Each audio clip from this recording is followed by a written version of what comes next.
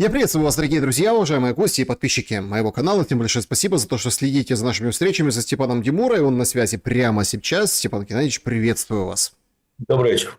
Всем большое спасибо за то, что поддерживаете, смотрите, за то, что участвуете. Ну и, конечно, сопереживаете всему происходящему, что мы бурно здесь, собственно, как всегда, обсуждаем. Очень рад тому, что мы вместе, и благодарен за каждый лайк и каждую подписку. Не забывайте подписываться. Кстати, если есть кто-то из Соединенных Штатов Америки, то будьте добры, напишите. Тут какие-то странные приходят вещи. Ни уведомлений, не видно ничего. Американцы, вы чего там? Сегодня будем вас обсуждать.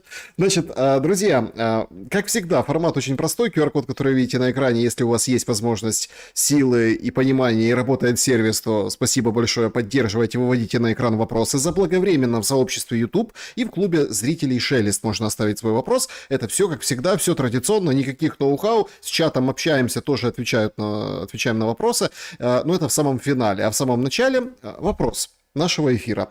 Значит, оцените визит Трампа в Азию. Простой вопрос. Варианты ответов. Фантастически.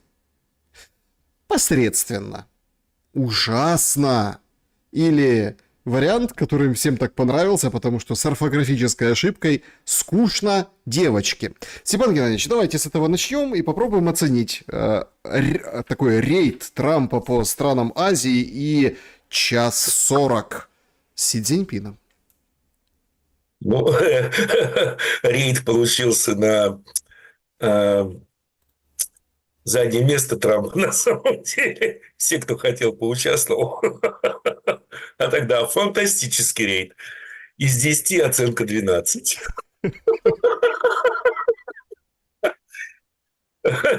Ну что, его нагнули вообще все, кто пожелал. За исключением того, что он помирил Таиланд с Албанией, или с чем там. С Албанией, да. Албания обычно со всеми воевала, да, у него. Вот дебил-то. Ну ладно. Увез самые дорогие в мире клюшки для гольфа. Увез позолоченную корону. Увез обещание инвестиций на сотни триллионов долларов, но потом. А в остальном, в общем, товарищ Си его послал. Короткое эротическое путешествие, по большому счету. Я так понимаю, что все свелось к тому, что, чувак, мы не против твоего магаизма. Но давай жить дружно, да. Если не хочешь жить дружно, мы тебя будем вертеть на одном месте. Так что мало не покажется. Японцы вообще заявили, японская премьерша за день до встречи с Трампом, с ней, по сути, пообщались до этого капитаны японской индустрии.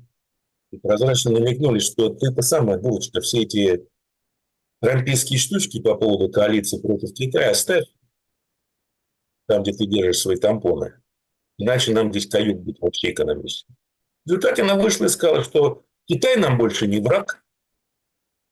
Вообще мы за дружбу с Китаем, и мы тут будем дружить на пролив. Южная Корея, Япония, Китай.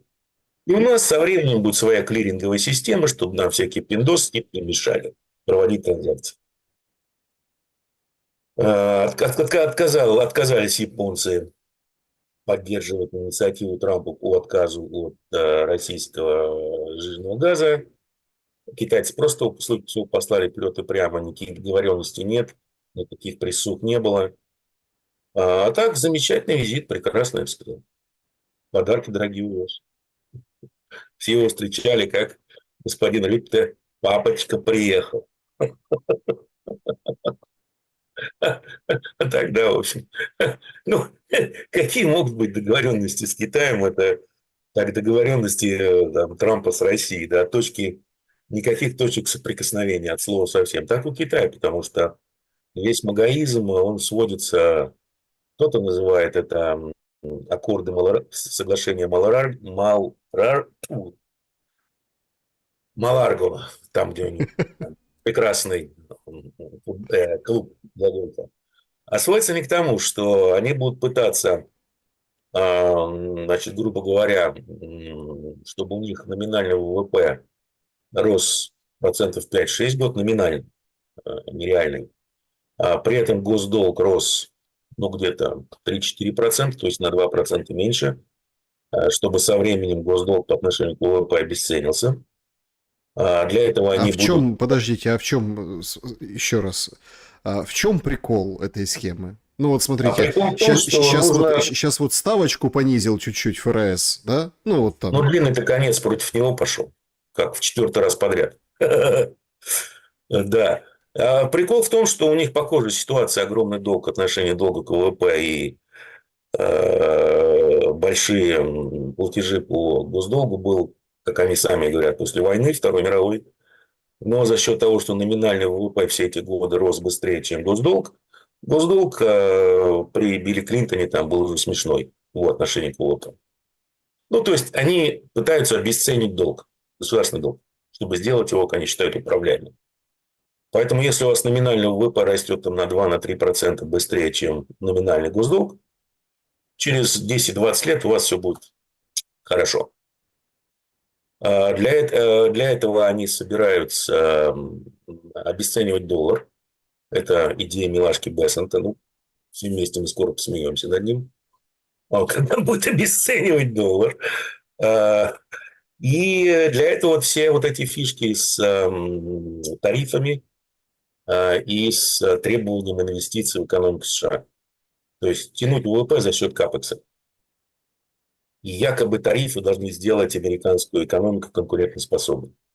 Но это в прямом противоречии с тем, что делают китайцы. А у них они занимаются меркантилизмом, то есть они давят всех экономической мощью. Если американцы пытаются давить всех финансовой мощью, то китайцы давят индустриальной мощью. Ну, рано или поздно они сейчас начали превращать юань в свободно конвертируемую валюту, рано или поздно они наступят на те же грабли, что американцы. Но на данный момент магаизм, он находится в прямом противоречии с экспансионистской меркантильной политикой Китая. Несовместимой точки зрения. Слушайте, ну бобы-то продают. Бессент, как Не, говорит. ну, конечно, они там могут купить немножко бобов, может быть, даже немножко нефти с Аляски. Вот. Но они взяли забейцы весь западный мир, китайцы редко идем. Потому что добыть-то руду можно, это не проблема. Проблема в ее переработке. Это очень дорогостоящее удовольствие. И, соответственно, Запад в это дело особо не вкладывал, потому что это было убыточно, прям по большому счету. А китайцы, у них государственная политика была, соответственно, госбабки никто не считает. Они под себя подмяли, по-моему, процентов 90 производства редкоземов на земле. А теперь они это используют как оружие. Трамп использует финансовую систему как оружие, китайцы редкоземы. И в ближайшие, там, я не знаю, 5-10 лет, скажем так, Запад обеспечит себя, ну, в ближайшие 5 лет точно, достаточным количеством редкоземов и стать независимым от Китая, но просто не в состоянии. Смотрите, Они будут крутить почему биться. это новое золото? Ну вот объясните. Оно Ну, везде используется. я просто, ВПК. просто не, понимаете, такое ощущение, что хлеба не будет на Западе, да, вот, и все, весь он китайский. Так сейчас все зацепились и вцепились в эти редкоземы. Если честно, мне даже показалось, что это какой-то просто Трампа фетиш очередной. Нет, это не Трамп. У него Трампа фетиш украинские редкоземельные месторождения. Еще раз, одно дело руда, а другое дело магниты, другое дело чистые редкоземельные металлы. Это две большие разницы, как говорят в Одессе. И вот Китай контролирует как раз производство, именно производство чистых редкоземельных металлов, ну и, соответственно, львиную долю того, что из них производится. И все. А без них электроника невозможна, ВПК невозможен, там, делать хорошие фазированные решетки для радаров невозможно. Там целый ворох проблем. И причем китайцы, насколько я понимаю, соглашение с Трампом там на год, да, якобы еще будут договариваться. Но при этом, когда они вводили экспортный контроль, они заявили, что мы, китайцы, за мир во всем мире. Поэтому, если там в вашем продукте больше 10% стоимости это наши редкоземельные металлы, то нельзя его использовать в военных целях. Вот и все. Так что посмотрим, как Трамп будет строить золотой купол, золотой флот. Что у него там все золотое. Ну, золотой это может и будет, чем более Ну да, позолоченное. золото немножко упало. Знаете, есть такое сусальное золото. Да, да, да. Вот это вот сусальным как бы, золотом будет пользоваться. Ну Сус- да, кто-то пистолеты Макарова золотые любит, кто-то золотые купола. Ну, каждому свое. Ну и Белый дом можно снести и тоже там золотой зал построить для бальных танцев. А, Если мы попробуем оценить, так а что вот было в эти час 40? Зачем нам Трамп рассказывает, что много говорили об Украине? А что могли говорить об Украине? И финальная вот эта вот его, ну, скажем так, фраза, когда он говорил, что обсуждали украинский вопрос, дадут как бы еще посражаться. Да, да, да, да. И- То есть ни о чем не договорились. Ну, ладно, Давить никто на смотрите, Россию не будет. Вопрос, судя по всему, вопрос с покупкой Китаем российской нефти не обсуждался, либо обсуждался, но был тут же Трамп послан куда подальше. Соответственно, с чем приехал, с чем уехал. так, Да, вот они а там друг чего он, друга не подождите, любят, но повоевать. а чего он ждал от Китая? Ну вот, Я думаю, поскольку империя, да, у нее один подход, мир через силу и все через силу, да, они пытались, по всей видимости, они пытались сильно давить на Китай. Причем, вот когда шли переговоры, вы в прошлый раз в эфире говорили, что там якобы китайцы кого-то сняли, нифига не сняли. Этого переговорщика, который опускал Бэкфилд, реально опускал. Да, во время переговоров звонил и начинал антимонопольное расследование против NVIDIA и тому подобное.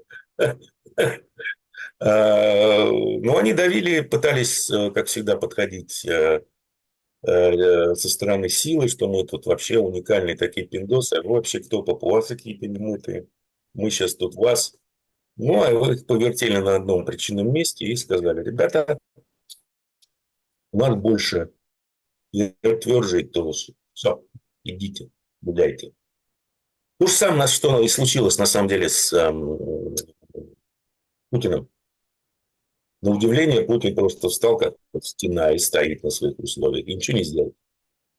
Умылись, умылись. И китайцы точно так же умыли. Как говорится, Дигимон уже не тот.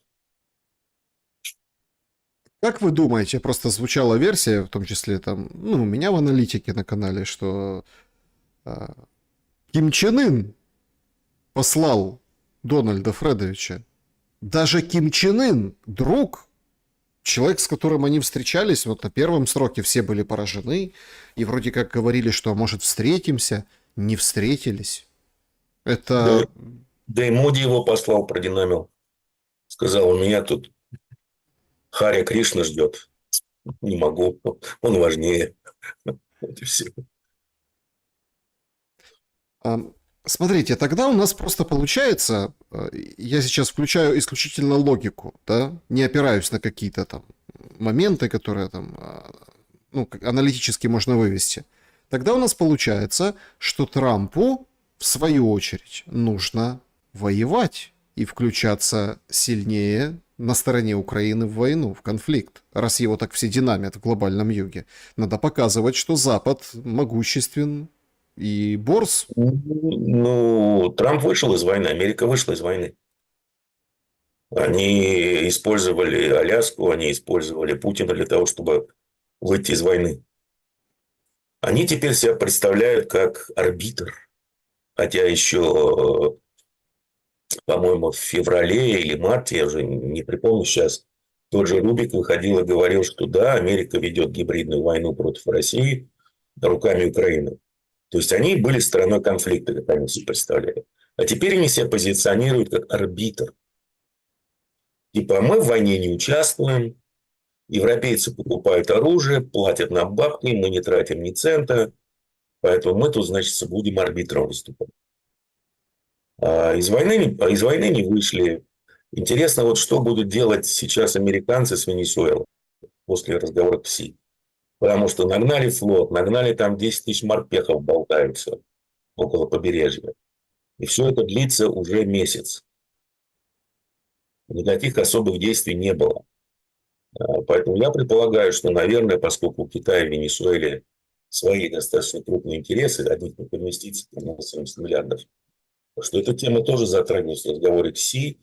И, наверное, Си что-то сказал Трампу по этому поводу. Что если ты сделаешь это, мы сделаем это. Хочешь, давай вперед, мы готовы. Сегодня вышел материал, я хочу... Начнем действия против Венесуэлы. Это будет очень такая для меня лакмусовая бумажка. Да, понятно. Ну, тут вы тоже правы, кстати. Потому Причем что там же не только Венесуэла, там же еще и они уже наезжают на Колумбию и на Кубу. по поводу Кубы очень гаденькая история произошла с голосованием. Да, они запустили голосование о том, что снять блокаду, ну, прежде всего, США с Кубы. И все страны проголосовали за, ну, тут только некоторые против. И среди этих некоторых оказалась Украина, и уже там высылка посла, закрытие посольства украинского на Кубе. А многие это люди, они еще, ну, той старой советской закалки. Когда бахнул Чернобыль, кстати, и в моей родне, не близкой, далекой, ну, я знаю просто, что в семье тоже такие были, там, троюродные братья и сестры, они ездили на Кубу отдыхать. Ну, потому что Куба тогда брала детей из Киева, Киевской области, ну, оттуда, да, и, в общем, Беларуси, и отправляла туда. И все как-то говорят, да елки-палки, что ж вы делаете? Но, тем не менее, Украина целиком и полностью лизнула в этом вопросе, который ее вообще не касается. Ну, это свободу Кубе. Ну, а куда деваться Зеленскому, куда деваться в Украине? Попробовали, чтобы здесь бы вякнуть. Нет. Папочка бы разозлился. Папочку нельзя злить. Ну, так а Он чем это папочка. чревато? Чем это грозит, вот эта история, что продолжается, ну, точнее, страны голосуют против блокады Кубы, Но а ничем, ООН, организация, которая, я здесь согласен с Трампом, полностью себя изжила, абсолютно непонятная глобалистская какая-то тусовка. Ни на что не способная, кроме продвижения повесточки 2030. Абсолютно беззубое создание, которое, если вы посмотрите на все организации ООН, они в основном только гадят. Вот последний раз они отметились в Йемене, когда ООНовская организация, набитая шпионами, ЦРУшниками, моссадовцами, выводила на цель ракеты по руководству Йемена. Поэтому такая мерзкая, на самом деле, организация глобалистская. Здесь я с ним согласен, но и абсолютно уже, на мой взгляд, потерявший какую-либо релевантность. вернемся к украинскому вопросу. Я сегодня обалдел немного, когда почитал материал Economist, ну, определенные выдержки. Вот здесь Украине, в общем, нужно около 389 миллиардов наличными и вооружением с 26 по 29 год, чтобы продолжать противостоять России. Издание отмечает, что почти вдвое превышает сумму поддержки Киева со стороны стран Европы эта цифра с начала российского вторжения. Экономист отмечает, что годовой военный бюджет составляет 65 украинский, и еще примерно 73 это все остальные госрасходы. Около 90 доходов украинские власти собирают внутри, 50 дефицит бюджета. Часть оружия получают в виде безвозмездной помощи, это примерно вот около 40 миллиардов. Пока этих средств достаточно, ну, тут они применили такой, ну, лак, да, там 5% больше ежегодно увеличиваться оружие, примерно на 20% расходы будут расти в целом, да. И сумма такая не маленькая, но тут уже все как бы зарятся и косяки бросают на российский, ну, этот кусок активов 163 миллиардов. И они как бы вот говорят, а как, где брать? Ну вот брать 163, надо по большому-то счету 400, да, и получается вообще все невыгодно. Если так перечитать и, ну, с карандашиком почитать эту статью Economist, то какие они аргументы приводят. Как вы думаете? Европейских активов тут насчитали в России, по-моему, на 230 миллиардов. Становится вообще очень невыгодно. Если они конфисковывают то, что осталось. Еще раз, там очень странная история, да? Нам говорили, что 300 – это ЗВР. Мгм. Потом оказывается, что там юрики. И якобы половину юрикам уже вернули. Сразу возникает вопрос, где деньги, Зин? Вообще такая мутная история, если разобраться. Потому что изначально фигурировала цифра 27 миллиардов ЗВР был конфискован. Где остальные, никто не знает. Ну ладно, мелочи жизни. Но еще раз, если вы посмотрите на западные активы, которые оцениваются в 200, европейские только, 230 миллиардов в России, то ну, вообще становится. Но еще раз, это не... Здесь о деньгах никто не думает. Здесь нужен контроль над российскими активами, которые там оценивают они сами 60-70 триллионов. И все это воткнуть в долговую пирамиду как обеспечение. Поэтому они на это не особо смотрят. Откуда будут искать деньги? Ну, Мерц же сказал бюргерам, что товарищи бюргеры, хорошо пожили, хорош, затягиваем пояса. У нас тут антихрист у ворот, понимаешь, в 29-30 году по плану нападает. Поэтому надо затягивать пояса. Все для победы.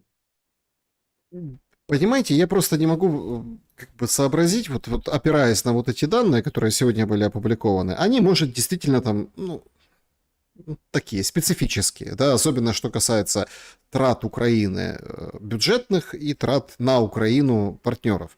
Однако, Степан Геннадьевич, тут же возникает другой момент. Зеленский говорит 2-3 года. Ну, это он Туску как бы так поделился. А Туск возьми и всем расскажи. Внутри он говорит, да вот скоро все закончится, мы сейчас как заставим Россию, вот это все. И собирают мирный план. Ну как, план заморозки. Днепровский Рабай вообще Рэби сказал, что 15 января все закончится. Кому верите? Вы Рэбе не верите? Есть такая русская народная мудрость, я ее не буду приводить, чтобы по 282 не загреметь. Нет.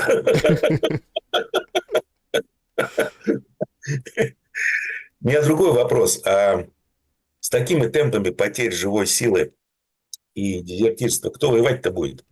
Хотя бы даже через 6 месяцев. Вообще этим вопросом не задается, а кто воевать будет? Ну, хорошо, они наберут там с 18 до 20, там сколько, 5 лет. Пусть даже с 16. Но если просто посмотреть на демографическую структуру Украины, которая там последний раз, я не знаю, оценивалась лет 10 назад, ну, в этом как раз вот возрастном интервале народ особо и нет. Вопрос, кто будет воевать? Поляки? Венгры? Румыны? Чуть сильно сомневаюсь. Так а деньги? Ну, надо же как-то расходовать в таких объемах. 400 миллиардов, ничего себе. Это ж нормально, ребята там на Банковой сегодня глаза вот такие сразу, вот 400 ярдов пильнуть. Найдут способ расходовать там. Линии обороны построят глубоко в тылу российском, еще что-нибудь. Как обычно. Закупят там супердроны по цене в 10 раз. Ну, слушайте, проходили мы все. Дайте деньги. На земле ситуация действительно очень такая тяжелая. Я хочу, чтобы вы прокомментировали ситуацию вокруг Покровской вот этой калитки. Значит, вчера, еще раньше, там, с выходных, по-моему, это тянется вся история. То есть, ну, несколько дней назад, когда Путин выходил и говорил, что будьте гуманнее, захлопывается котел, ну, обращаясь к российским командирам. И потом вот это вот несколько, вот прям с начала недели, вот это Украина не признает котел, а Россия говорит признаем. Но я тут вообще был обескуражен, когда Путин предложил, а сегодня Минобороны Российской Федерации говорит, а мы там отдали приказ, в общем, прекратить огонь и впустить журналистов. И даже... Если Украина гарантирует безопасность, да. И даже украинский МИД вышел и говорит, да вот, мы не верим россиянам, а те журналисты, которые туда попадут, они нарушат украинское законодательство. Да, путинские подстилки. Да. Ну, то есть украинское законодательство.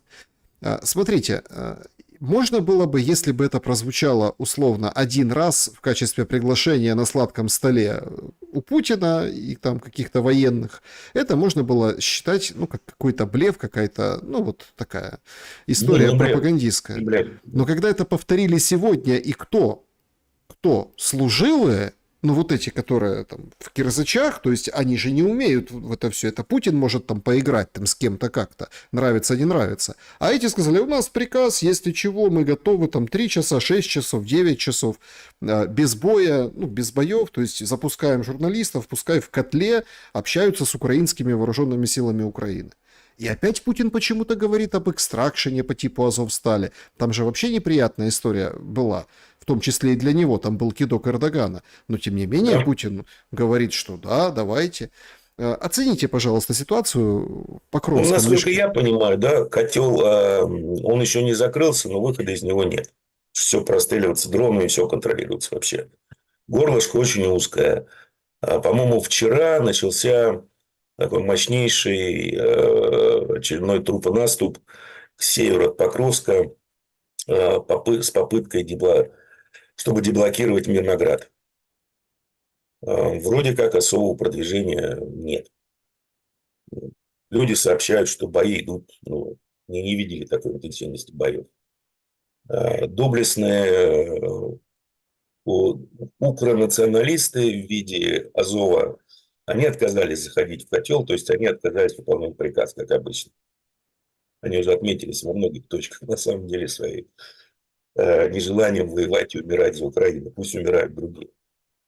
У них другие цели и задачи, судя по всему. Да, котел, я думаю, он захлопнется скоро. Еще один котел под Купянском. Поэтому откуда дальше будет брать украинская команда резервы, но если я что-то не знаю, то я не понимаю. Потому что все резервы штурмовые все бросили на Купянск. Ну, опять, прошу прощения, фортеция Бахмут. Очередная. Покровск только теперь. Причем та стела, у которой фотографировался Зеленский, она уже под российским контролем. Специально ее нашли и там флаг повесили. Вот. Я не знаю, сколько там тысяч украинцев в этих катках. Ну, кто-то говорит 10, кто-то говорит 15, я не знаю, не считал.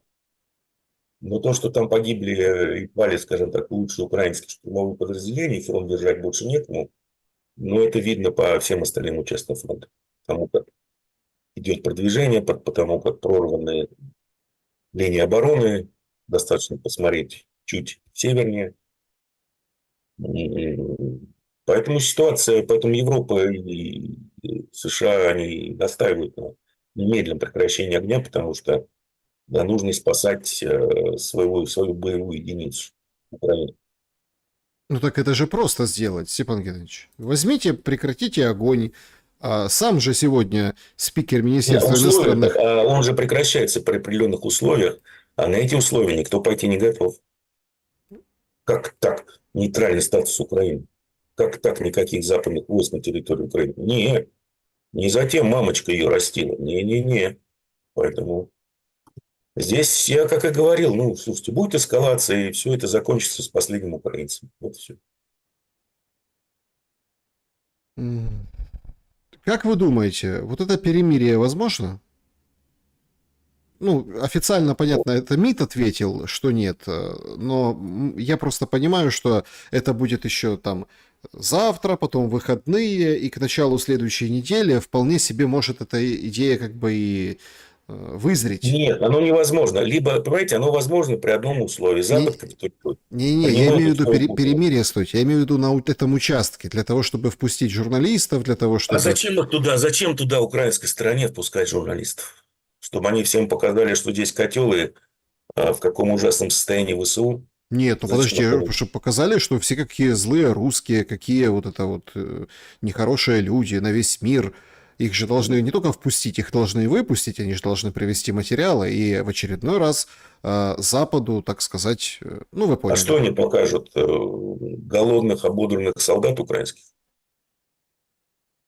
Ой, это деморализация жуткая для всего украинского общества. Поэтому будет как обычно. Покровск падет, Купянск падет. Ну, может быть, через месяц Генштаб и Банковая признают, что да, действительно. Нет еще двух фортеций, увы. Так их в принципе нет. Там дальше, ну, Там дальше чистое поле, да. Никаких линий обороны.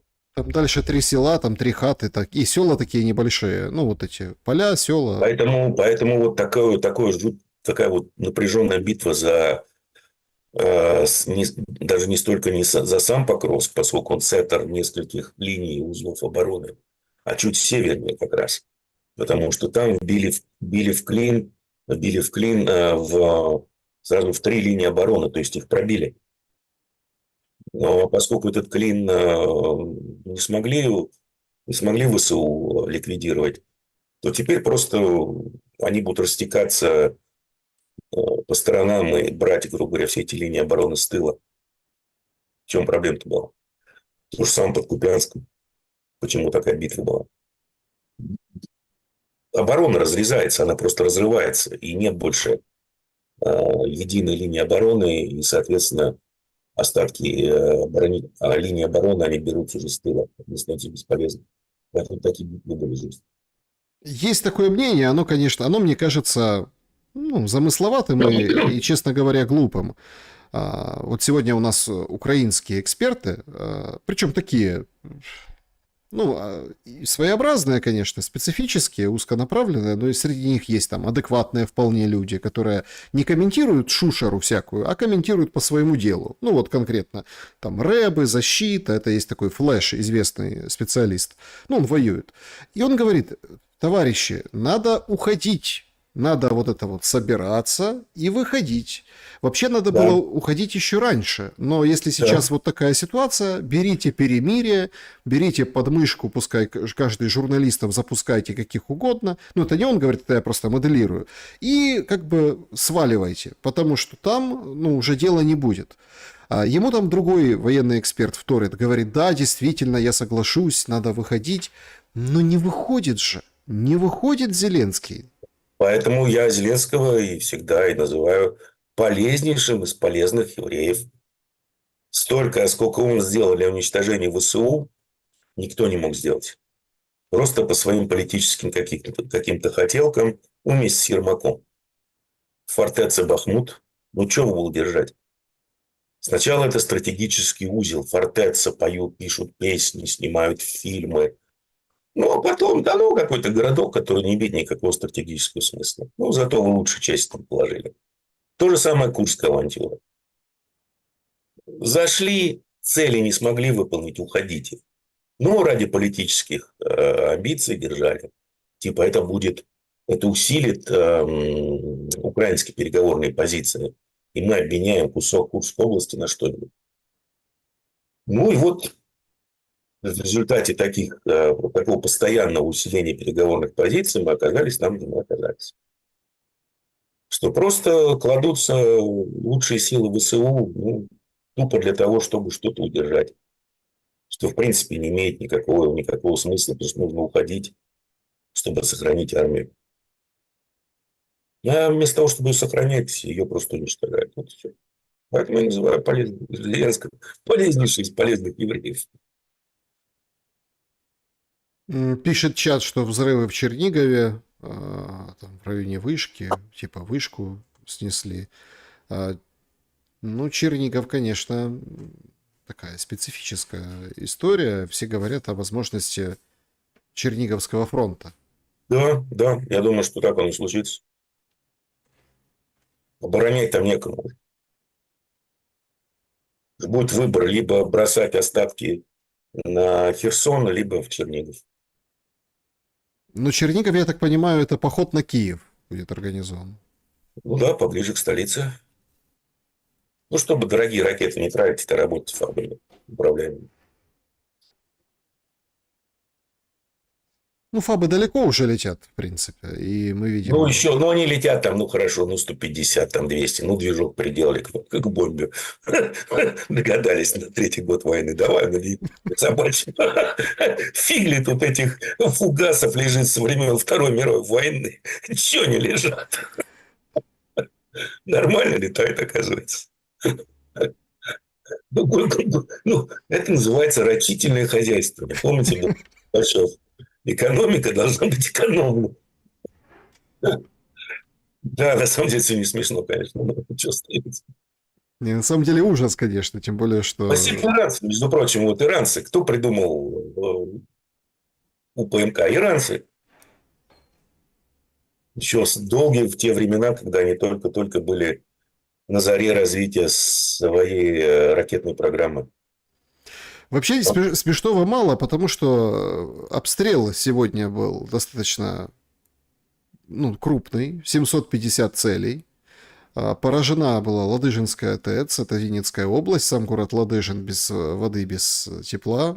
Там со светом тоже непонятно что. Причем так интересно, сначала вроде отменили почасовое отключение по стране, потом возобновили, летело туда, в сторону западной части страны, о чем там мэры предупреждали, мол, давайте запасайтесь, будьте рачительнее, как вы выразились, пауэрбанки там не расходуйте и так далее. Удары действительно наносятся и наносятся достаточно мощные по стране. Как бы отключить пока вроде как не отключают от света Украину, и не получается Вот этого сделать. Я не понимаю. Это просто не делают. Еще раз. Так, что тогда делают с 7 сотнями целей или там ракет, или ударов по стране? Уничтожают экономику, уничтожают локальную энергетику, по большому счету. Ну, потому что она рано или поздно начнет сыпаться. Просто из-за нагрузок, да, у вас разрушено, условно говоря, может быть, половина станций. Соответственно, остальные распределительные станции будут нести повышенную нагрузку. Трансформаторы старые, древние еще советских времен. Начнут лететь, и все. А чтобы отключить турбильник, я говорю, 4 станции на 750 киловольт и 2 энергомоста с Европы. И все. Каменный. Ну, тут Медведев же написал после этого очередного фиаско с Трамп наш 2 в сердцах, что ну, хорошо, теперь нет никакой уже надежды на какие-то переговоры, еще на это, поэтому теперь можно выиграть. То есть, он признался, что кремлевские потратили год непонятно на что. На ожидание Годо, путеводной звезды, импульса переговорного, который затух, по словам заместителя министра иностранных дел. Да, слушайте, действительно, телевышка в Чернигове под обстрелом вот была. Действительно, люди писали, да, где-то час назад чуть больше об этом сообщили. Как же они теперь без марафона будут жить? Это же ломка начнется. Значит, вышел Зеленский, говорит, несколько часов тому российские бомбы ударили по Славянской ТЭС, 2 человека погибли, есть раненые. Также Зеленский прокомментировал ночную атаку России, что это был тяжелый комбинированный удар и специально просчитанный так, что было очень тяжело противодействовать. Ну и завтра круглосуточное отключение электроэнергии в Украине. Слушайте. Военные силы сказали, что сбили все, как обычно, да? Ну вы же понимаете, что так же продолжаться не может. Может. Нет, я просто к чему? Ну, вообще, что ли, не просчитывается, не просматривается никаких рычагов людей, живущих на территории Украины, на власть, которая этой территорией управляет? Ну, мы не рабы, оказались рабами, ну что? А что они могут сделать? Ну, там бусик с ТЦК перевернуть, еще что-то. А дальше что? Сейчас этот самый ваш неандерталец, бабуин, будет их отлавливать СБУшный. Кто, например, бусик перевернул по одному. Да. Это Одесса, рынок 7-й километр. Сегодня... Да. Пока что это отдельные события. Перерастут ли они в сопротивление власти? Ну, хорошо. Но будут они сопротивляться власти. Будут сопротивляться мобилизации. Дальше что? Это как-то изменит политику Банкова? Нет, потому что, еще раз, Банкова – это не национальная элита. Ей на интересы Украины наплевать. Она просто полностью подчиняется на Западу, поскольку это прокси-сила. Есть эти самые западенцы великие украинские, щирые украинцы, которые не любят воевать, но хотят независимой Украины, еще чего-то. А воевать не любят. Ну вот, и что? И как вот народ может поменять власть в данных условиях? Если только в анархию ударится, знаете, такое местечковое что-то. Ну а что это изменит? Это что, отменит? А почему, подождите, почему этого не видит спонсор? Ну, тот, кто денежку дает. Европа с Денежка ценностями, со всеми... дается на то, чтобы Украина наносила максимальный ущерб Украине. Украине. Вот Украина наносила максимальный ущерб России. Вот на что дается денежка. Нет, ну это, И тоже, это, кстати, Украина- оговорка хорошая. Украина наносила максимальный ущерб Украине. Ну, это, да, получается так, по большому счету. На кого еще повесить там дальнобойные удары по, скажем, российским НПЗ? По всем виноваты украинцы. Кто подорвал северные потоки? Украинцы. Все на украинцев вешают. Очень удобно. Все делается в надежде на то, что рано или поздно российский народ под тяжестью санкций и без бензина восстанет, свергнет Путина и на его место, скажем, придет Ходорковский, условно говоря. Такой вот у них хитрый план. А то, что за это время не станет Украины, тут меньше всего волнует. Это говорил с самого начала, ребят. Ну, не с самого начала, после Стамбульских соглашений стало ясно, что Украины больше на свете не будет. Нет, ну и в том виде, в котором она была, уже точно не будет. Ну, ее уже нет, и, собственно, будет она вряд ли такой. Но надо хоть каким-то образом заканчивать вот этот дурацкий отлов народа. Вот сегодня в Кременчуге... А как вы его закончите?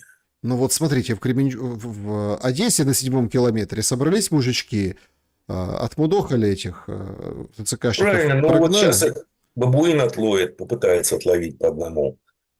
Продолжится ли эта волна? Вот если продолжится, да, начнется ли там, скажем, партизанское движение в Украине, когда будут сжечь все военное и все военкоматы и СБУшников?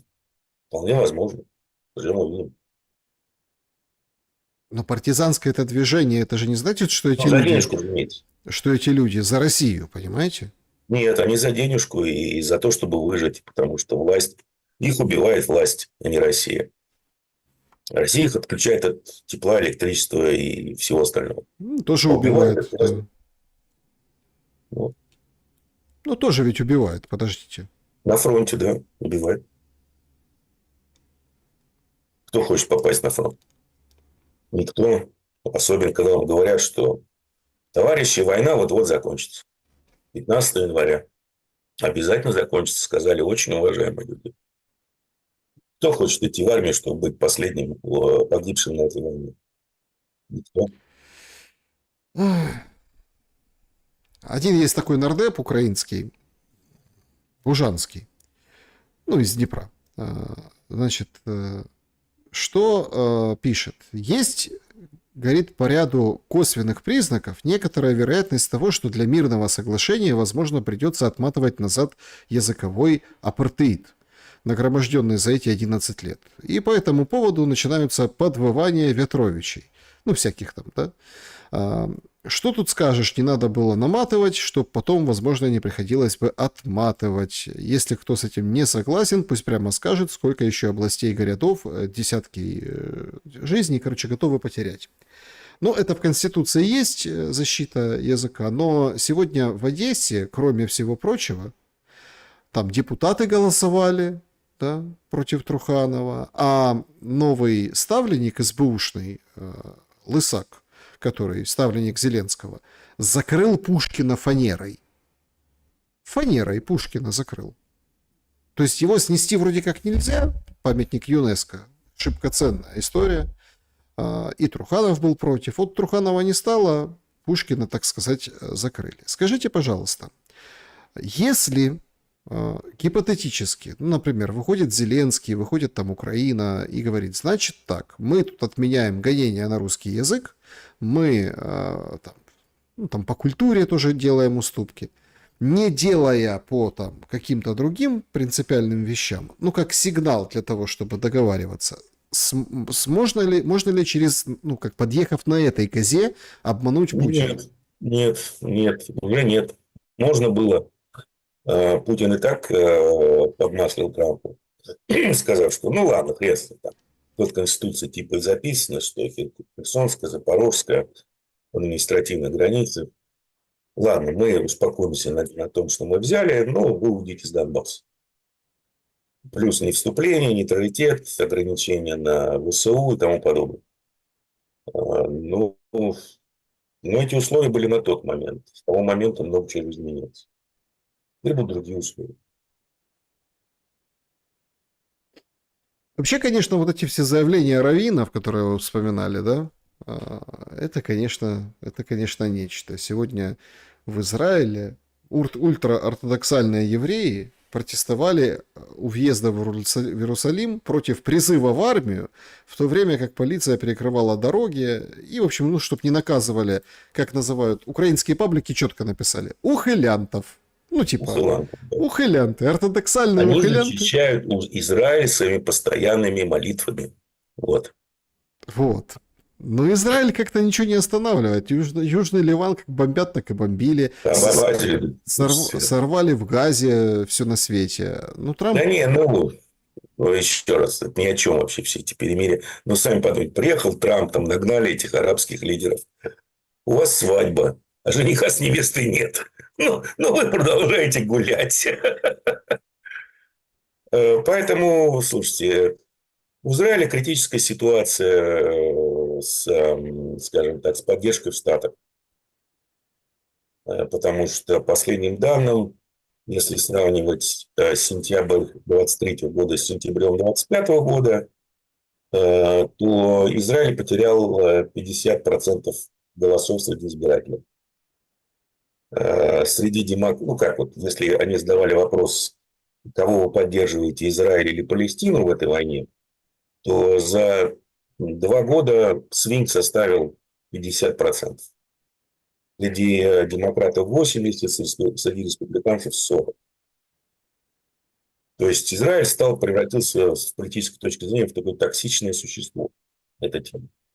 И тут уже ни айпак, ни шмак, никто не поможет.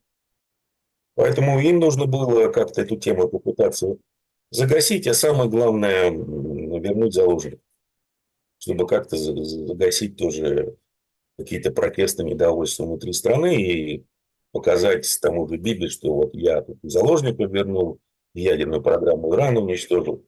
А то, что они начали очередную операцию в Газе, там как они назвали, колесница Гедеона, по-моему, Гордона Гедеона, ну, зашли не в Газу, вылез Хамас и начал их мочить. На этом все закончилось. Поэтому нужно было перемирие. Хорошо, сейчас они начнут аналогичную операцию. С тем же самым результатом. При том, что, оказывается, Хамас строит новые тоннели, водопроходческое оборудование работает, контрабанда оружия идет. Супер. То есть они будут сейчас тупо опять продолжать геноцид. Ну, ребята, ничему не учатся. Ну, так, смотрите, нам же рассказывают, будем как Израиль, будем как Израиль. Ну, вот есть же там верующие израильские ортодоксальные, митинги против войны. Сколько прошло уже лет, а никаких выступлений за то, чтобы был мир, мы не наблюдали ни от кого. Более того, кто там Вы что-то... имеете в виду мир в Украине? Да, более того, кто-то что заикается, тут сразу присаживается в СИЗО Да, или еще куда-то. москальский шпион.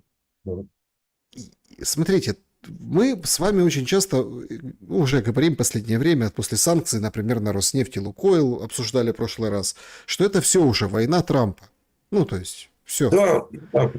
Если это война Трампа, то, условно, не понимать, что происходит в Украине, теперь нельзя. И все претензии вопиющих нарушений любого толка, свободы слова и прочее, это тоже теперь как бы Трампа должно касаться, ну или прилипать к нему. Слушайте, если его не волнует тема того, что он соучастник геноцида, военных преступлений Израиля, Почему должна волновать тема того, что происходит в Украине?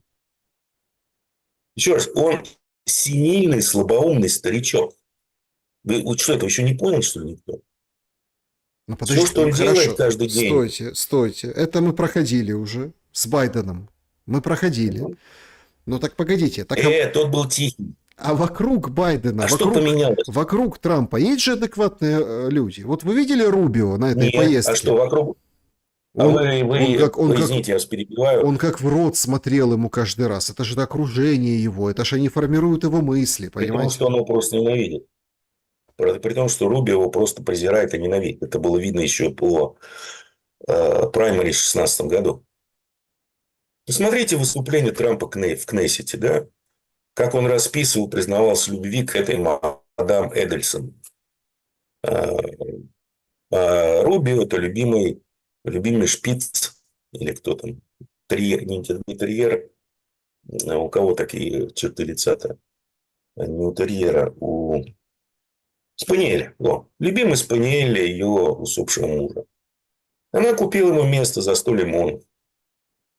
Слава богу, что Трамп нашелся в силу сказать, что за 100 лимонов вице-президентом я его не сделаю. А вот госсеком, пожалуйста. А он махровый не окон.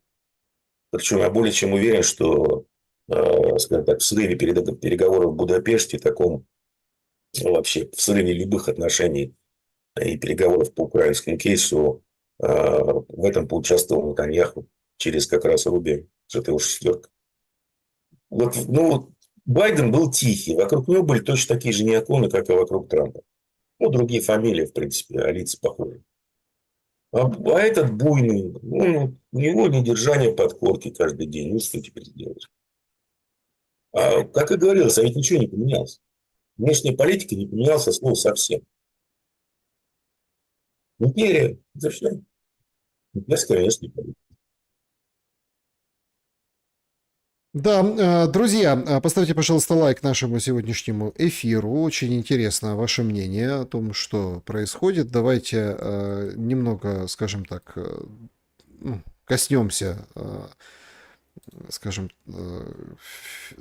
вот этой финансовой политики, да, именно по деньгам. Вы так касались в начале. Значит, что принципиально интересно? Значит, шатдаун. Штука вообще специфическая. Пустили слух в Америке о том, что демократы собирают всю пехоту, все, что только можно, чтобы 4 ноября выйти и прям скинуть Трампа. Представляете? Вот так много, чтобы было народу, чтобы свергнуть Трампа. Понятно, это слухи, понятно, там это все как бы так передается, но, в общем, очередные протесты намечаются. Если сначала было 4 миллиона, потом 7 миллионов, то, я так понимаю, 4 ноября будет больше. То есть еще больше. Плюс интересно, The Atlantic выписывает, что высшие должностные лица США, включая Рубио и Хексета, после убийства Чарли Кёрка в целях безопасности переезжают из своих домов на военные базы в окрестностях Вашингтона. На данный момент в военных объектах разместились 6 высокопоставленных чиновников Белого дома. Они все защищены не только от потенциального насилия, как бы бодигард, да, охрана, но еще и от протестов. Рубио и Хексет, по данным издания, проживают в генеральском квартале Форт Макнейр в военном анклаве на берегу реки Анакостия. То, что некоторые из тех чиновников почувствовали необходимость отделиться от общественности, является признаком поляризации нации. Эти госслужащие теперь могут полагаться на вооруженные силы США для того, чтобы, в общем, резюмирует издание The Atlantic, для того, чтобы высшие офицеры, да, но они как бы подкалывают, что у высших офицеров нет жилья, да, а они переселяются на этот базу. На самом деле, это бред сил кобыл, потому что если ориентироваться на товарища Кёрка, то, на мой взгляд, ни Рубио, ни Петьке Стакану вообще ничего не угрожает. Потому что они ярые сионисты, поддерживают Израиль как только могут. Поэтому им ничего не угрожает. Могут спать спокойно. А то, что поляризация, да, она существует, она такая уже лагеря непримиримые, ну, все как описано в четвертом превращении. Поляризация в обществе, властные институты прогнили, требуют обновления, коррупция тотальная. Ну, если президент и его окружение абсолютно насрать, простите, на Конституцию, которая всегда считалась неким святым объектом США, хотя бы формально, да, ну, сейчас просто, ну, какая Конституция, о чем мы говорим. Да, поляризация есть, посмотрим, во что это выльется, но для этого есть Национальная гвардия и есть армия, которая тренируется в городах, как сказал Трамп, когда вызвал всех генералов и адмиралов. Нет, ну то, что на Рубио и Хексита прям охота, это прям как-то так, знаете. Да я это все, знаете, это как в том фильме «Хвост виляет собака», да, нагнетается все, инсценировочки. Потому что все подводится к тому, что вот сейчас они там начнут выступать, Трамп выйдет и скажет: ах, вы сволочи, Рейхстаг сожгли, ведь ты стакан, посылай войска. Все, там ведем какое-нибудь приложение, еще что-то, какие-нибудь акты задействуем. И какие промежуточные выборы? Никаких промежуточных выборов. В стране, можно сказать, emergency, военное положение. Ну, как все как у Зеленского. Какие нахрен выборы во время военного положения?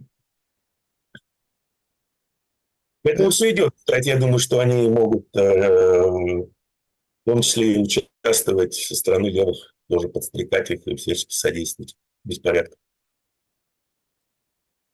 Ну, конечно, они дают быстрые силы реагирования, формируют, но не в Европе, да, а в принципе у себя внутри.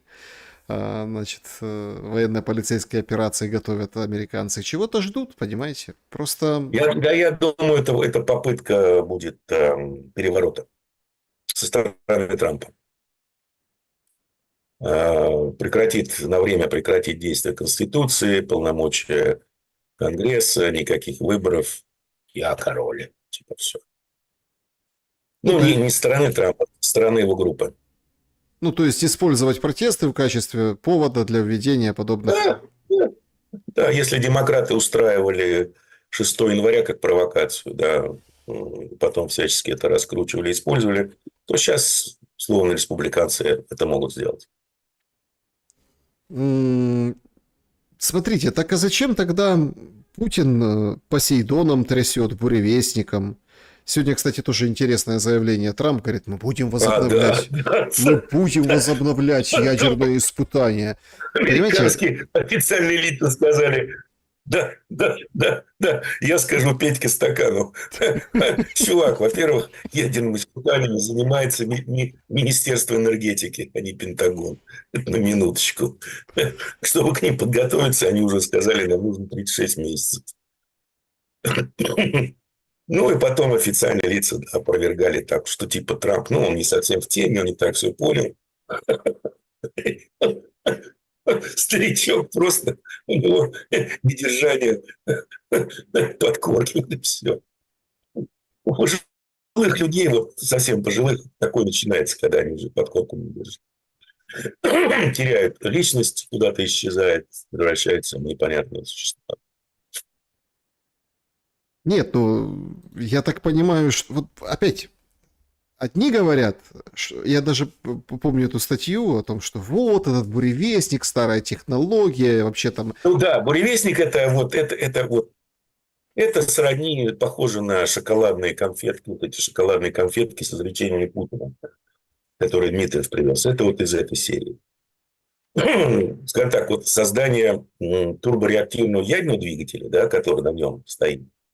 Раньше они, по-моему, прямоток пытались сделать, а тут турбореактивный. Ну, это достижение, это нечто. Просто само по себе, с инженерно-научной точки зрения. Но с точки зрения, скажем так, изделия, ну, большой, тяжелый, скорость маленькая, тепловая метка размером с путеводную звезду. Какую противоракетную оборону преодолеть? О чем вы, ребята? Не, а вот Посейдон, да, это фишечка. Это фишечка. Такая, вот, да. Его хрен уничтожит, потому что он на такой скорости идет. Ну, торпеды, иногда торпеды не догонят, которые есть на Западе. Ну, и мегатонну доставить тоже, скажем, где-нибудь в Темзу, в устье Темзы, это вообще бесценно. Ну, что, хуситы, ну, они отмороженные, понимаете, ну, отмороженные люди. Перепутали граммы с килограммами. Ну, хотели испытать, а получили. Бывает. Хуситы с Посейдоном, это, конечно, нечто, Степан Геннадьевич. А что, если они гиперзвук смогли сделать? Что им там сделать подводный гиперзвук и ядерный заряд? Да ну, два понятия вообще. Хуситский Посейдон. Это, Ну, конечно, как да. по-другому назовут там. Абстухумбей какой-нибудь. Ой, ну, все тут обсуждают еще у нас из последних новостей. Укрпочта в Киеве взорвалась посылка во время осмотра. 5 человек пострадали. Значит, установили личность, обнаружить, кто еще одну такую отправку с подозрительным вложением отправлял. Короче, взрывчатка там была, и отправлялась она в какую-то другую страну, представляете, Укрпочтой. Ну, дурных хватает, но на самом деле, знаете, я просто вот так даже пытаюсь понять, а сколько нужно? Сколько нужно вообще для того, чтобы безопасность установить в случае какого-то, ну, там, остановки или там завершения войны на этой территории? Это же прям какой-то будет, ну, ужас. А солдаты, которые вернутся с посттравматическим синдромом, и вообще с другими понятиями о том, что есть добро, зло, и как правильно жить, и как нужно жить. У них же там все поменялось на фронте. Вообще, слово совсем. Это на самом деле проблема не только Украины, это и проблема России будет. Подведем итоги опроса и перейдем к вопросам зрителей. Друзья, всем большое спасибо, что интересуетесь. Ну, тут, конечно, без вариантов. Я думал, оцените визит Трампа в Азию. 9% ужасно, 12% фантастически, 22% посредственно, ну и скучно девочки, причем скучно через ша, да, написали, проголосовали 58%. Скучно, скучно. А Без вам, огонька. а вам было скучно от Трампа в Азии? А я спал, когда он там был. Я даже нормальный человек. У меня сон. Так, друзья, значит, переходим к вашим вопросам. Начнем с клуба зрителей Шелеста. Поехали. Вот такие вопросы. Как Рубио, Анна спрашивает, проник в Китай? Против него же КНР санкции вводила. И зачем Трамп взял его с собой туда, чтобы негативный эффект усилить, не так ли? Рубио уже жесткий противник Китая. А они что, в Китае встречались? Нет. Ну и взял с Ну, собой, имеется в виду, на... Хотя, госсек, министр иностранных дел. Что? А что? Ну, взял, он же поехал тут условия диктовать, понимаешь? Тут товарищ Симу сказал, иди, друг, думай. Как надумаешь, возвращайся. Еще отсыплю. Елена, Китай запустил систему трансграничных расчетов Renminbi Digital. Какие последствия в ближайшем будущем будут, если будут, для мировой банковской системы и для России в частности? Ну, это цифровой юань, которым теперь могут пользоваться страны БРИКС. И не только страны БРИКС. Китайцы еще практически сделали уже юань конвертируем в золото. Но это уже произошло месяц назад, по-моему. А по большому счету отпадает надобность. Кстати, в юанях, цифровых юанях китайцы теперь будут рассчитываться за нефть полностью со странами залива. Отпадает необходимость в долларовых переводах и в системе SWIFT полностью. Абсолютно никем не контролируемая Западом система. И по разным оценкам она моментально может заместить доллар порядка 40%, 40% платежей. То есть, ну, к чему это приводит? Ну, за последние, скажем так, по-моему, 5 лет доля доллара в международных резервах сократилась на 15%, но она была заменена золотом по большей части. Ну, а теперь смотрите, если вы, скажем, ведете торговые операции, внешнеторговые операции в тех же юанях, то, значит, Центробанку нужно держать больше юаней в резервах, чем доллара. Соответственно, будет дальнейшая дедоляризация мировой экономики. Но это не А Трамп означает, что обещал, что это не означает, тарифы на всех ведет. это не означает, что доллар упадет, кстати. Это тут Абсолютно не означает. Нет, не надо связывать эти вещи. Абсолютно с вами согласен. Доллар вырастет на этих новостях. Потому что, Трамп же обещал там все, кто выступает против доллара и старается от него избавиться, какие-то страшные тарифы ввести. Алло, ржавый, ты где? Вводи тарифы. Все ждут. Так, следующий вопрос вот такого толка. Степан Геннадьевич, что за бряцание ядерным оружием началось? Почему Россия медийно раздувает Посейдон-буревестник? Тема ведь не новая, еще со времен мультиков Путина известна. К чему все идет? Какая цель?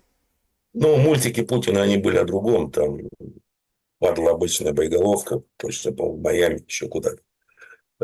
И изображалась там гиперзвуковая ракета, которую разрабатывал Локхид Мартин в то время. Это я помню мультики.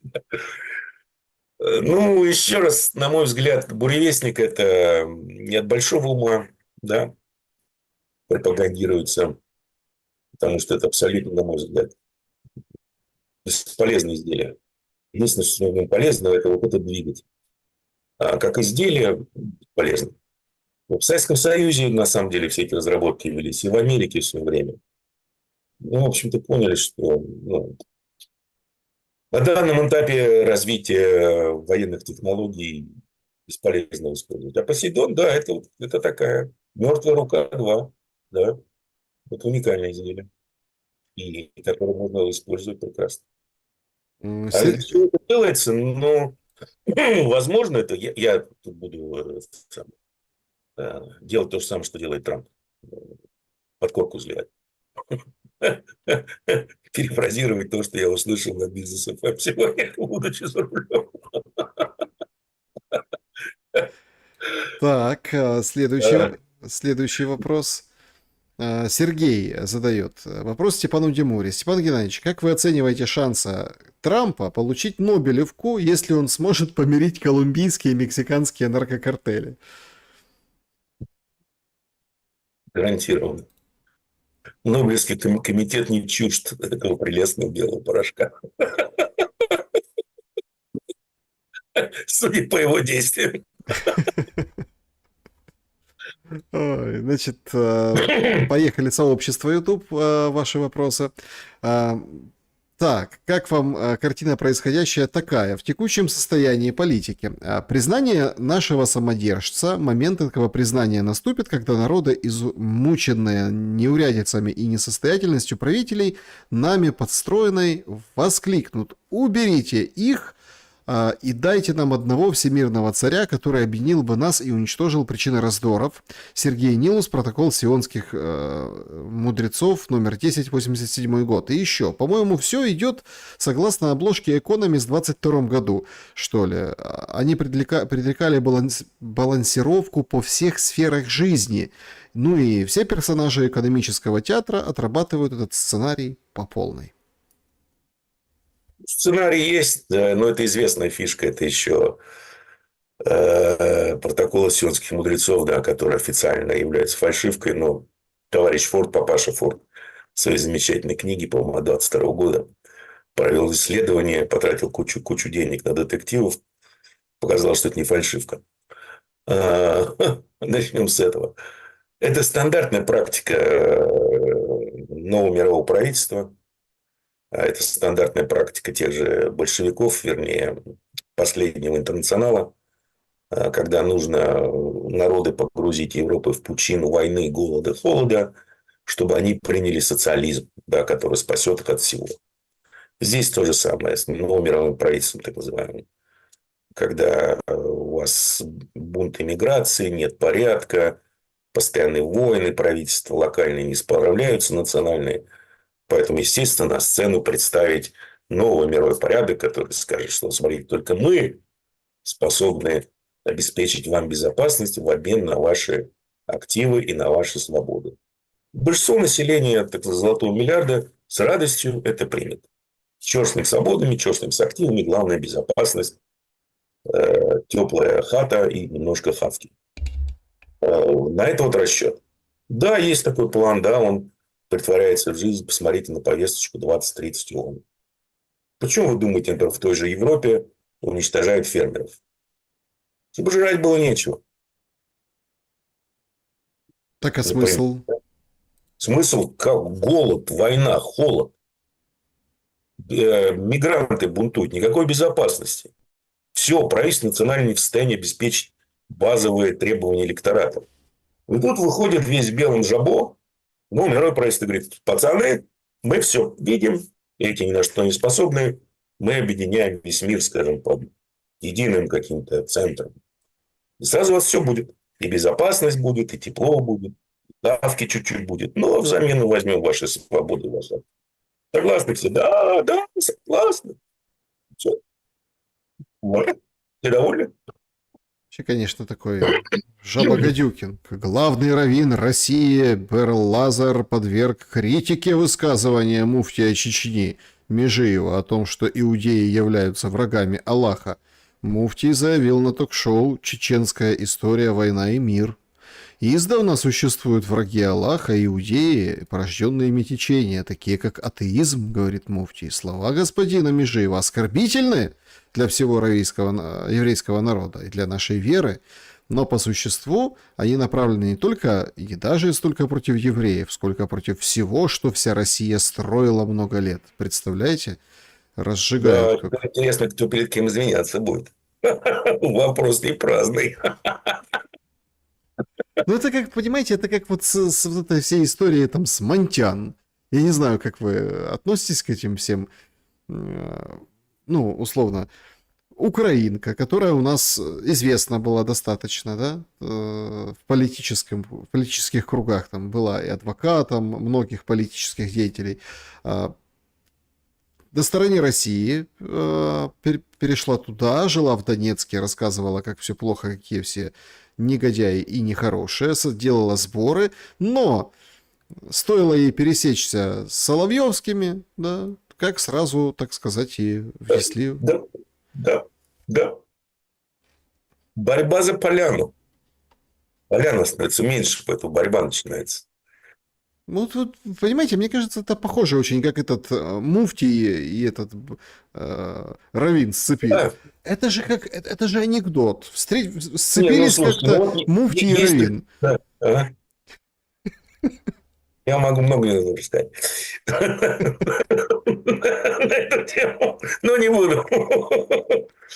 Ну, это аналогичная история. Вот, ну, например, прошла информация, что Гундяев, ну, патриарх наш, якобы там, встречался с Путиным и настаивал на том, чтобы начать мочить кришнаитов.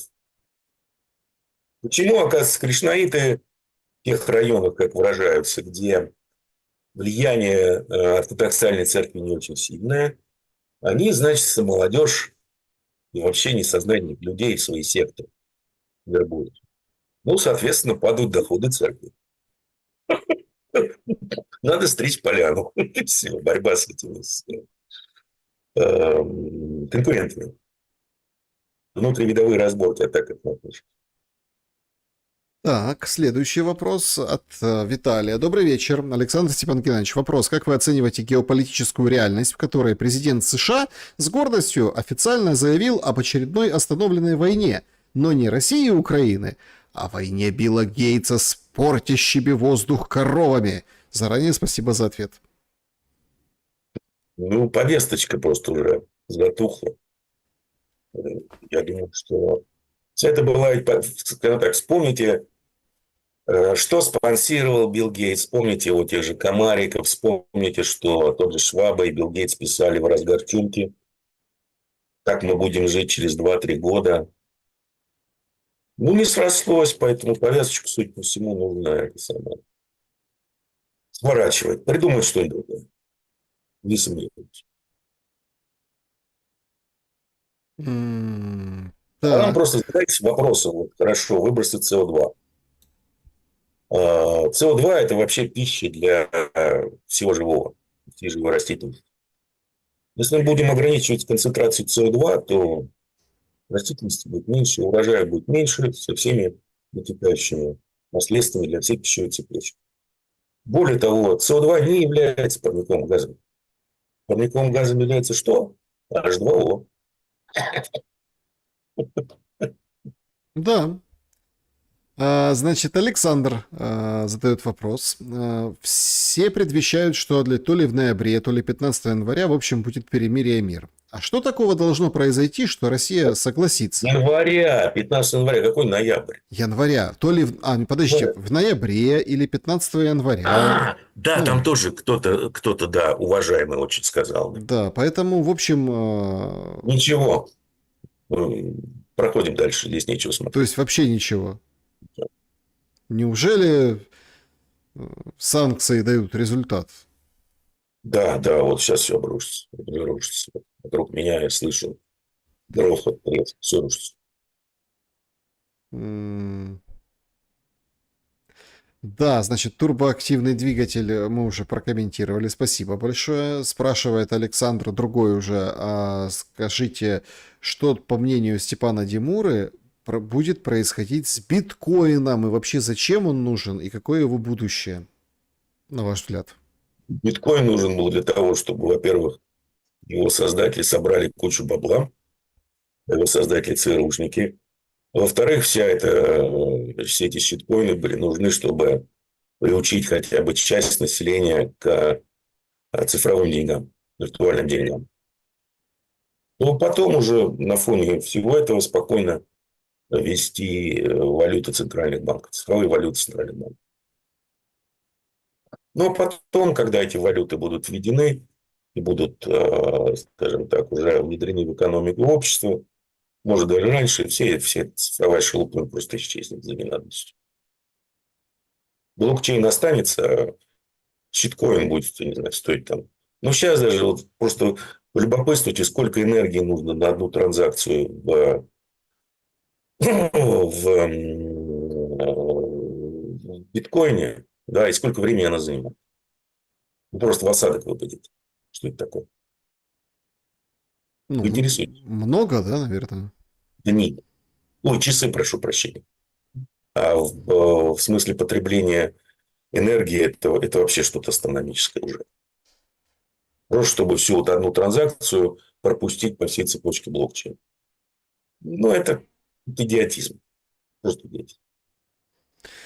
В недавнем интервью Денис Лукьянов пишет, Степан Геннадьевич верно отметил, что кто контролирует эскалацию, тот побеждает. И не похоже, что Россия ее контролирует.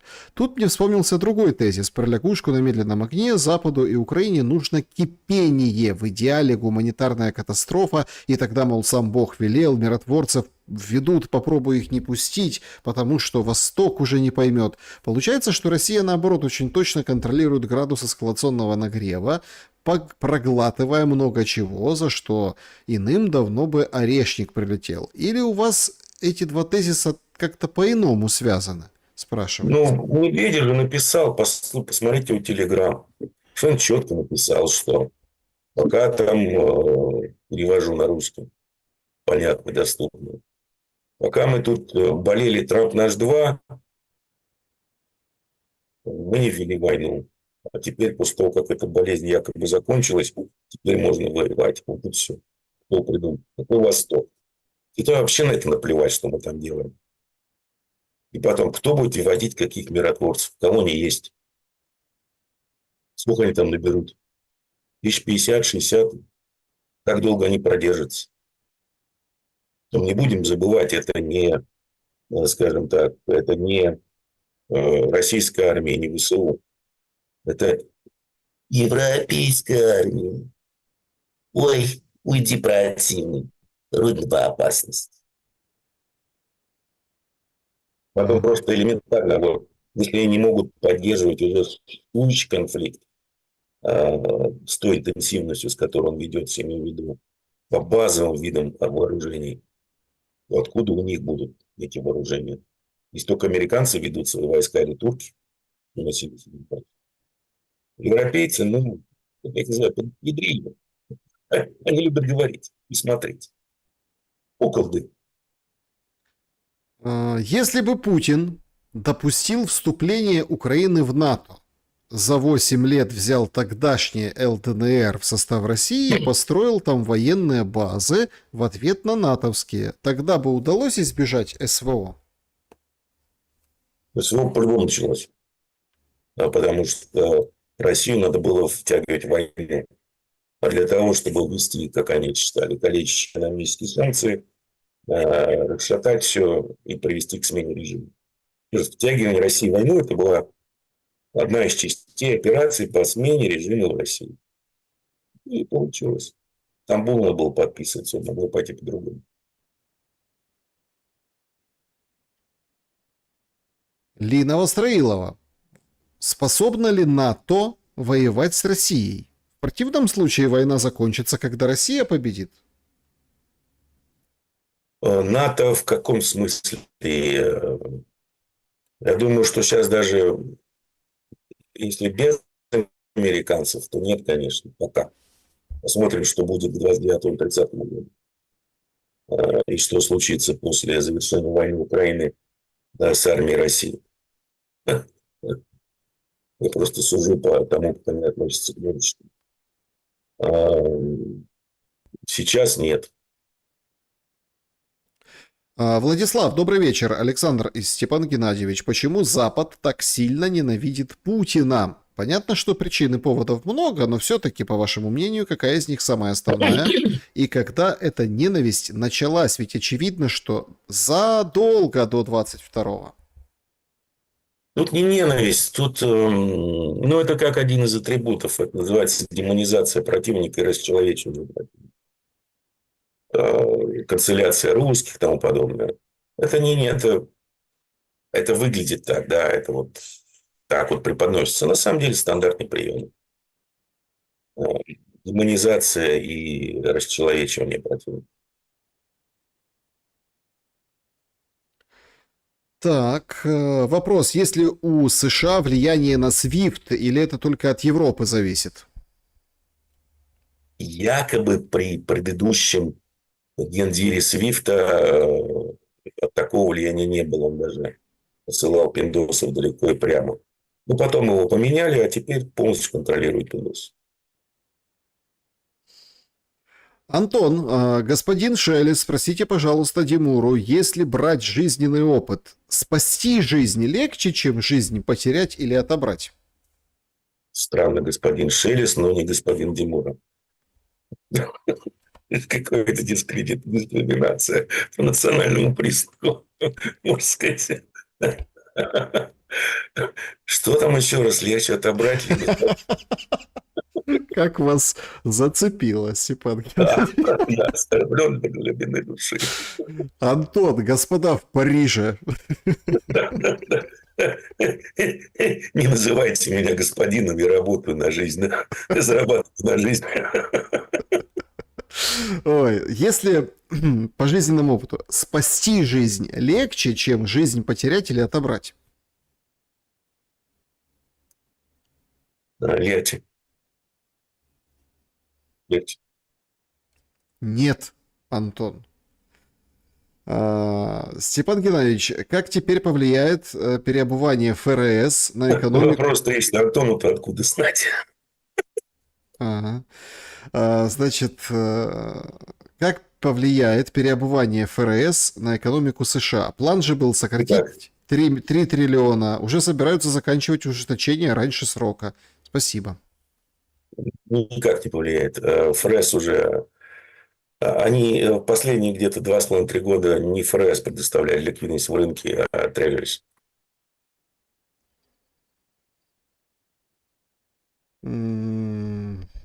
Так, ладно. Добра и света вам. Тут пишут Шелест и Тимура. Как были селяне, так и остались. злость, хамство, ваши национальные качества. Ой, люди. Иди лесом, дедуля. Там тебе сидят волки. Ай. Так, тут настойчиво спрашивает Скуф Степан Геннадьевич заказал альтушку на госуслугах. Ой. Ну, прикалывается. Вы помните, говорили, я Скуф в прошлом эфире. Да. Не, я больше по этим. По милфам. На альтушку уже сил не хватает. Возраст. Ой, господи. Веселые вы, ребята. Вот пользовательница пишет вполне серьезный вопрос. Степан Геннадьевич, Трамп спасет Украину? Да. От самой себя. Ну, то, что от самой себя, это точно, на самом деле. Так. Пылесосить Treasuries. Ага, значит... Так, друзья, значит, всем большое спасибо. Я очень благодарен. Ой, господи. Тимура — это фамилия с французскими корнями. По этой версии фамилия происходит от французского слова «демерер», что означает «заслуживать». Ну, у Наполеона был маршал Демур, который брал Москву, а, между прочим, гендир Тойоты тоже был Демура. И есть сенсей в той же Японии, Демур известный. Поэтому, наверное, не французский корень. Все мы, братья. Чуть-чуть французы. Особенно, когда с возрастом. Все мы братья, ну немножко сестры, да. Степан Димура. Сестричка. Степан Димура был моим собеседником сегодня. Степан Геннадьевич, спасибо за время и мысли. Спасибо вам. Друзья, берегите себя. Всем добра и света. Все-таки, ну, так уж хотелось, чтобы стремительно развивалось события, которые приближают нас к миру. Но тут один комментарий был в чате, такой справедливый. Говорит, слушайте, ну если не смеяться, тогда грустно. Ну так и есть. Если не смеяться, тогда правда грустно. Но мы не грустим. Особенно, когда знаешь чуть больше, чем остальные. Может это смеяться. В общем, друзья, погрустите без нас Сами без нас. недельку, а в следующий четверг возвращайтесь. Всем большое спасибо, добра и света. Удачи всем.